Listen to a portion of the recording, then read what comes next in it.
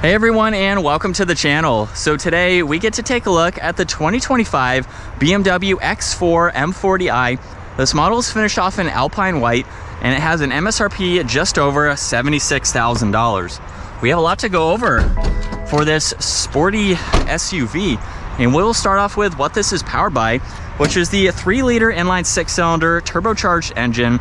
It is paired to both the 48-volt hybrid system along with the 8-speed automatic. It pumps out 382 horsepower, 369 pound-feet of torque, sent through that xDrive all-wheel drive system, propelling this 4,400-pound SUV from 0 to 60 in just shy of 5 seconds. Now, as we work our way to the exterior styling, you'll notice a lot of gloss black for this model. It's on the kidney grille, which also has the forward-facing camera.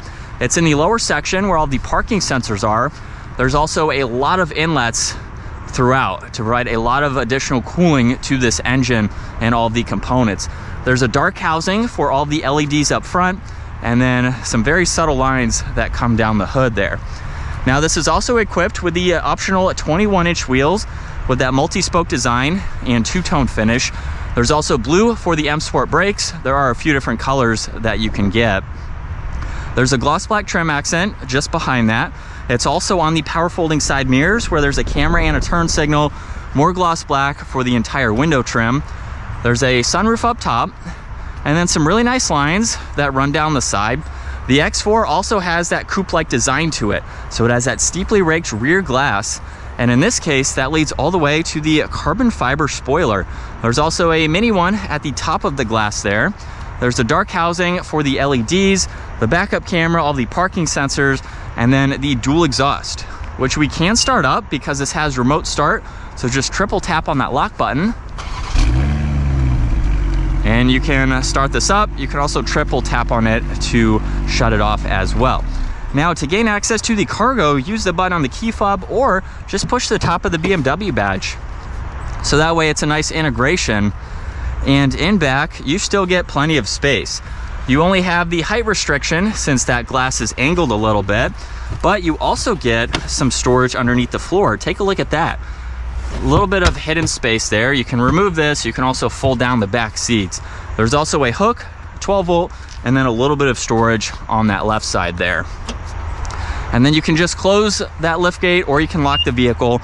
If it does happen to lock, you can unlock this from all 4 door handles, which is nice. And for this interior, there's carbon fiber, brushed aluminum, leather, and storage in the lower section. This also has the Harman Kardon audio. And then at 5'10", I can hop into the back very easily. There's storage pockets. You have climates with all those adjustments, as well as some USBs. And then I have about a ½ inch or so of headroom. And right in the middle, there's the armrest along with 2 cup holders. You can also fold this middle seat down individually if you need to. And this is also equipped with the interior lighting. So currently it is orange. For its size, it's not bad for adults with the shape of that roof there. So it's still practical to have people in the back. Now, the front door panel is just like the rear. There's memory seating adjustments, all of your window and side mirror controls, as well as that liftgate release, and then a little bit more storage. This also has automatic front seats with that one manual adjustment. Very nice support for them here. We can turn this back on, where there's the M steering wheel, which is finished off in leather. There's also brushed aluminum for the paddle shifters, cruise control settings on this left side. On the right side, there's volume tuning. You have Bluetooth and voice commands. This center button is going to bring up your music favorites on the head-up display, where it also shows you miles per hour and the speed limit sign. Now, for the digital gauge cluster, everything is fixed except the info on the right side, where you can use this button on the top of the turn signal stalk in order to get through all of this. Very interesting to see, since a lot of the 25-year model BMWs have the new integration with the larger screen, and you go through all the information using this control right here. So we still have what I'll call the older infotainment system from BMW. Now, on the left side, there's a storage pocket along with your headlight adjustments, 1 air vent, and then very easy to go through the infotainment system here. You have 3 pages with all these widgets, and then you also have fixed information on the left side to further get through all of this. So it's very easy to get through. Under car, you can then use the controls down below to get through this much quicker. So you have some driving information that you can look at. You have your vehicle status, various settings to get into, so you can have this ready to go. And then you also have Apple CarPlay and Android Auto, as well as tons of other apps there that you can get into as needed, and then you can use the rest of these controls to quickly get through the rest of that info. Now there's carbon fiber underneath that, 2 air vents in the middle. There's also a shortcut to the intelligent safety, so you can pull up all of that technology. We have the climate adjustments in the middle. This also has heated and cooled seats, so you can use the one button there to decide which one that you need to use for the day.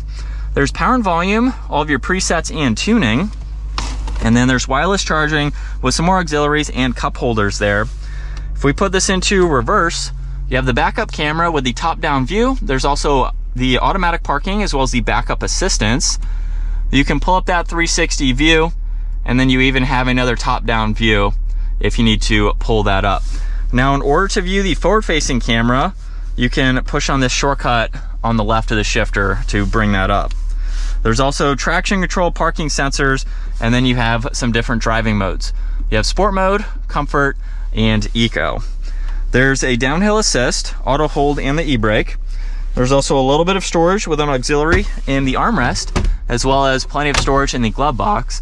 There's garage door buttons up top with the rear view mirror, and then you have your dome lights and your adjustments for that sunshade and the sunroof.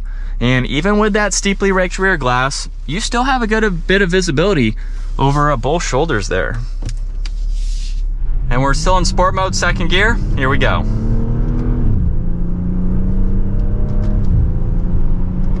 The shifts are also very, very smooth and very, very quick.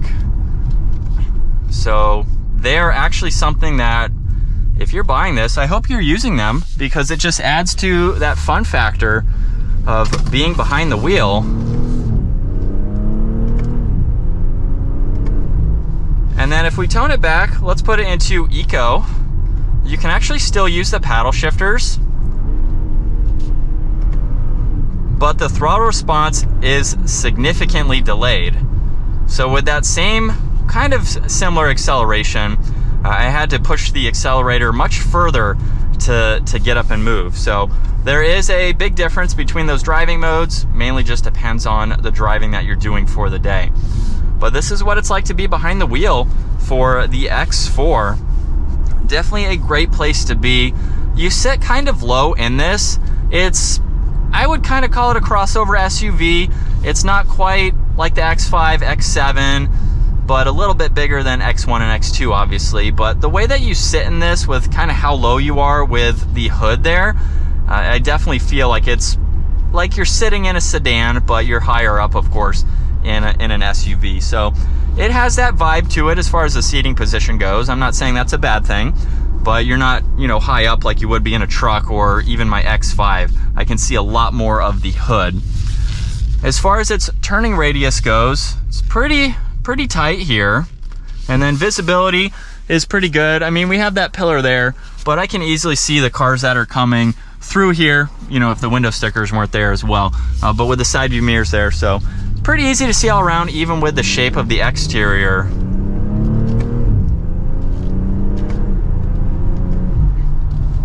And it's definitely very smooth. If you want something that's going to be well refined, the BMW is definitely the SUV to go with. And of course you have tons of options, so it really just depends on your budget, what you're looking to get out of your X4. But that is going to wrap it up for this 2025 BMW X4 M40i. Once again, huge shout out to Hendrick BMW Northlake for providing this for me today.